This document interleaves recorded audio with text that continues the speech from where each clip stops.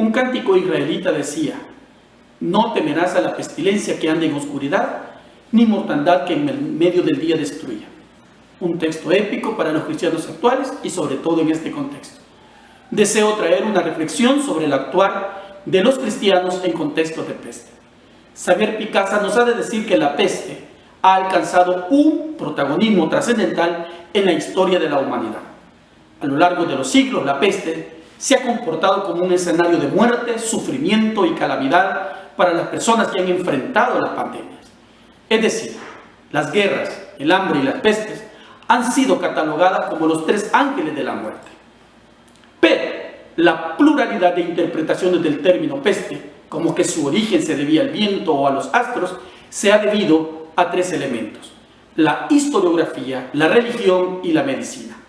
Estrictamente en ese orden, cada uno ha dado su aporte, es decir, un recorrido desde el empirismo, lo místico y lo científico. La peste bubónica, por ejemplo, fue una pandemia muy terrible que se experimentó en la humanidad. Causó 3 grandes brotes a través de la historia. La plaga justiniana como primero, en la primera mitad del siglo VI. Como segundo, la peste negra en la segunda mitad del siglo XVI. Y la tercera pandemia en la segunda mitad del siglo XIX. En Europa, esta plaga borró el 50% de la población, solo entre los años de 1346 y 1353. Traigo a colación que para el Centro Nacional de Información de Ciencias Médicas en Cuba, en su informe del año 2019, había contabilizado solo hasta el año 1500 125 grandes epidemias. A partir de 1900, es muy peculiar, cada año ha enfrentado una pandemia. Sin embargo, cabe destacar que en los últimos 15 años se han producido grandes epidemias de formas neumónicas de peste y con afectación en áreas urbanas. Pero la que nos ha despertado el miedo es el coronavirus, como pandemia o peste universal. Vivíamos seguros, con la certeza de haber construido el mejor de los mundos posibles, sin pestes, sin hambres, sin guerra, para algunos privilegiados. Pero de pronto un tipo de peste, un virus en forma de corona, ha entrado a nuestras casas, ha llenado de letra los periódicos, de noticias los telediarios, se han parado miles de trenes y aviones y las familias nos encontramos confinadas. Este panorama de incertidumbre nos genera de manera abrupta una serie de interrogantes. ¿Por qué no existe una vacuna para el COVID-19 si durante la historia ya ha existido el coronavirus? Y después de esto, ¿qué le queda a la Iglesia, al cristianismo, a la teología, a la familia y a la sociedad? Y una pregunta que no podemos pasar por alto es: ¿cómo han enfrentado los cristianos las pestes a través de la historia?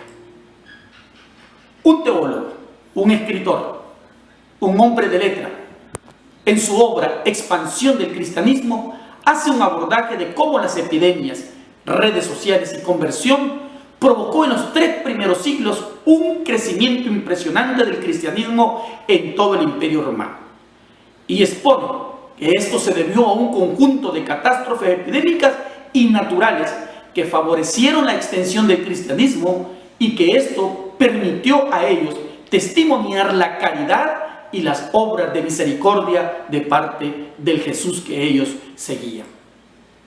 Primero, es la de decir que los cristianos no huían, cuidaban de sus enfermos y agonizantes, que con pequeñas medidas de higiene frenaban la epidemia.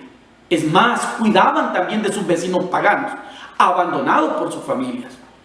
Dionisio, obispo en el año 260 en Alejandría, describe con mucha firmeza la acción heroica de los cristianos en la epidemia.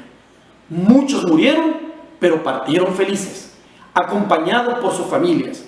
Los paganos incluso les culpaban de infectarlos a ellos, pero los cristianos demostraron paciencia y fortaleza. Número 2, nos ha de decir el emperador Juliano que los impíos galileos no apoyan solo a sus enfermos, sino que también a los nuestros. Efectivamente fueron conscientes de la falta de ayuda del Imperio Romano, pero el testimonio de los cristianos de cuidarse unos a otros y de cuidar a sus vecinos paganos creó un nuevo estilo de vida. La fe pagana no ofrecía consuelo alguno ante la calamidad. El testimonio de los cristianos y su fe sí ofrecían sentido, consuelo y piedad a los suyos y a sus vecinos. Número 3. En los cristianos la falta de miedo a la muerte es un hábito incluso entre niños y jóvenes. En esas situaciones de pánico y de desesperación, la fe de los cristianos superaba la oferta pagana. La decisión estaba tomada y clara: quiero ser como estos. 4. La famosa epístola de Diogneto constata que los cristianos no se distinguen por su modo de vestir, ni por la lengua, ni por sus costumbres, sino que dan muestra de una nueva vida admirable y ciertamente increíble, sobre todo en los momentos de crisis. Con estos 4 elementos históricos podemos demostrar que los cristianos pudieron enfrentar en los primeros 3 siglos de una manera peculiar, espiritual y muy responsable lo que fueron las pestes. Pero no todo ha sido acertado. Hay desaciertos de parte del cristianismo en tiempos de pestes. Esto lo podemos resumir de la siguiente manera. Número 1. En la conquista de México, la viruela ayudó a los españoles y los frailes rezaron dando gracias a Dios por la ayuda sobrenatural para someter a los aztecas. En Norteamérica, con la llegada de los peregrinos, llegó también la gripe y mató a miles de nativos.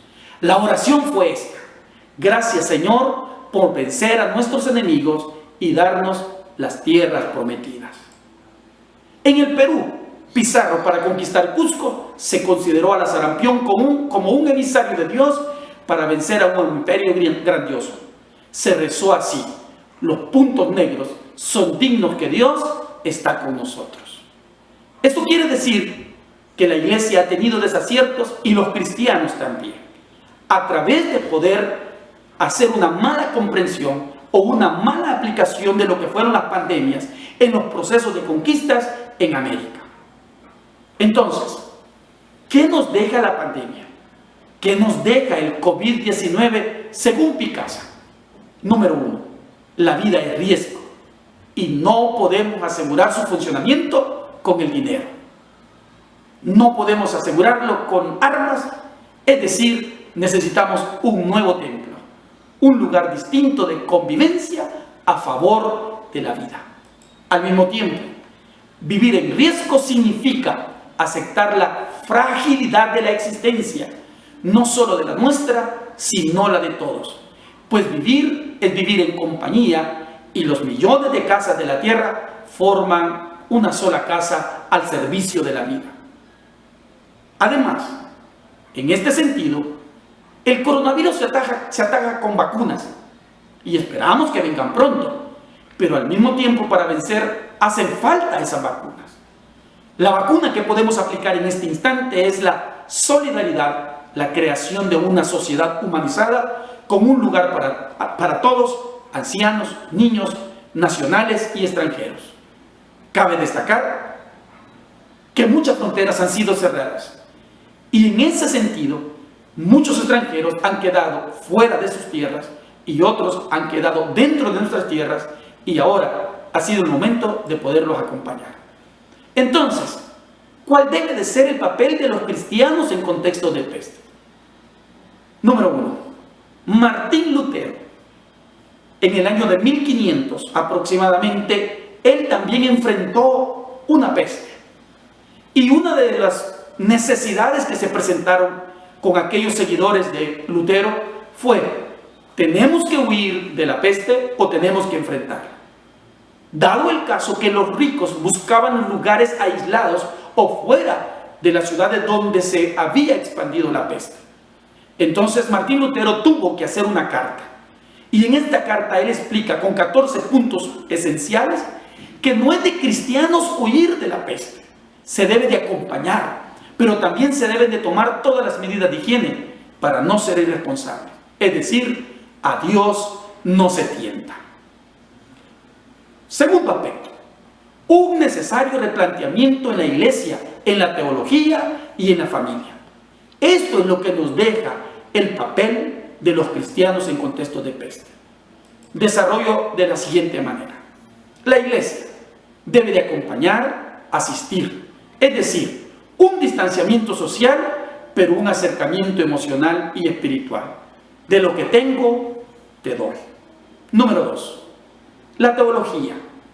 ¿Qué tiene que aportar? Primero, superar las teologías escapistas y proponer. Claro que no se puede olvidar o relativizar la esperanza del futuro, pero si vivimos un buen presente, viviremos un buen futuro. Esto no es castigo de Dios, simplemente es lucha de poderes imperialistas. Número 3. Familia. Cabe destacar la aceptación, la adaptación y los ajustes que se han tenido que dar en este proceso de confinamiento. Dios nos ha mandado como cristianos y como familias a entender lo que el pueblo de Israel entendió al regreso de Babilonia. Habían 3 elementos que tenían la identidad del pueblo israelita: el templo, la tierra y la familia. Pero cuando fueron llevados ellos a tierras lejanas y se convirtieron en esclavos, se dieron cuenta que templo y tierra habían desaparecido. Lo único que subsistió fue la familia. Y creo que en estos precisos momentos lo único que tenemos también es nuestra familia. Eso es todo lo que tenemos. Títulos, dinero, carros, lujos, empleos, no sirven de nada, a excepción de aquellos que están en las áreas de seguridad o en las áreas de medicina. Pero de lo contrario, todo se ha reducido a una esperanza, pero a una esperanza verdadera. Finalmente, el actuar de los cristianos frente a las pestes nos queda demostrado históricamente que ha venido entre aciertos y desaciertos. Los aciertos con los primeros cristianos se puede visualizar que fueron dignos de imitar al momento de cuidar a aquellos que no pertenecían a sus comunidades de fe. Por lo tanto, los paganos encontraron en los cristianos que al momento de crisis, al momento de pestes, ellos vivían de una manera segura y podían cuidar a los suyos y a los que no eran suyos. Pero los desaciertos también los encontramos a la manera de conquista, a la manera de una forma de poder decir: el imperio viene a vivir entre ustedes. La sarampión, la viruela, la gripe, entre otras pestes, fueron herramientas de empoderamiento para los conquistadores. Fueron aquellos nativos los que no tenían en ningún momento una forma de cómo defenderse a enfermedades nuevas para ellos.